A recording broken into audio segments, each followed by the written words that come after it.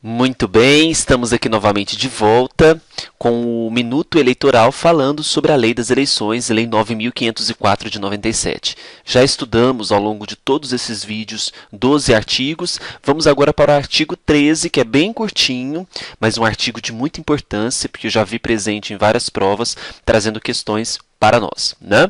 Esse artigo 13, ele trata sobre a substituição de candidatos. Então, olha só, os partidos e as coligações, ao longo do processo eleitoral, ao longo das eleições, poderá realizar substituição de candidatos. Mas quais são as hipóteses em que isso pode acontecer? E só para a gente lembrar, o caput do artigo 13, ele traz uma facultatividade a esses partidos fazer a substituição de candidatos. Portanto, não é obrigatório. Mesmo que ocorrer a vaga, não obriga-se, portanto, à substituição desse candidato, ok? Então, veja só, quando eu falo de substituição de candidatos, o artigo 13 diz o seguinte, que é facultado tanto ao partido quanto à coligação substituir candidato que for considerado inelegível, aquele candidato que renunciar ou falecer após o termo final do prazo do registro. Lembrando que o prazo para registro de candidatura até às 19 horas do dia 15 de agosto, ou ainda aquele que tiver seu registro indeferido ou cancelado. Então, olha as hipóteses que eu tenho para a substituição de candidatos. São 4. Candidato inelegível, candidato que renunciar ao mandato, aquele que falecer e aquele que tiver seu registro indeferido. Além disso, é importante a gente lembrar o seguinte, a escolha do substituto, ela será feita na forma estabelecida no Estatuto do Partido, então o próprio Estatuto vai estabelecer como será feita a substituição, e o registro ele deverá ser requerido até 10 dias contados do fato ou da notificação do partido da decisão judicial que deu origem à substituição. Então, olha, ocorreu, por exemplo, o falecimento. Do fato do falecimento, o partido tem 10 dias para registrar esse novo substituído. Então, olha só para a gente recapitular.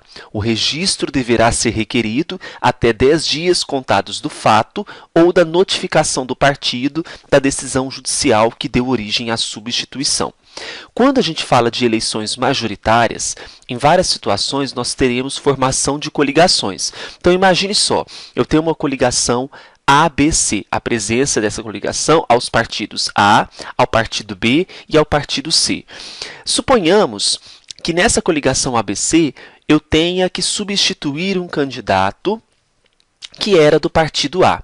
Como é uma coligação, para a substituição, essa substituição será feita por decisão da maioria absoluta dos órgãos executivos da direção dos partidos que estão coligados. Então, a maioria absoluta da direção dos órgãos executivos dos partidos coligados A, B e C.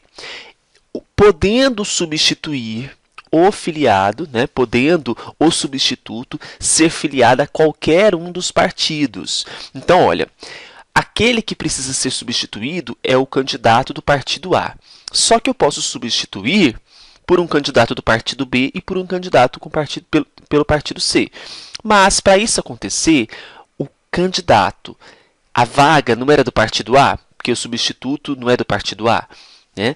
Então, se eu tenho o substituto, eu tenho que substituir um candidato do partido A, o partido A precisa renunciar ao direito de preferência para que eu possa substituir com candidatos dos outros partidos. Então, veja, nas eleições majoritárias, havendo coligação, eu posso substituir com candidatos de qualquer dos partidos coligados, desde que aquele partido que pertence à vaga renuncie à preferência. E, finalmente, nós temos a seguinte informação. Tanto para as eleições majoritárias quanto para as eleições proporcionais, a substituição só vai se efetivar se o novo pedido for apresentado até 20 dias antes das eleições.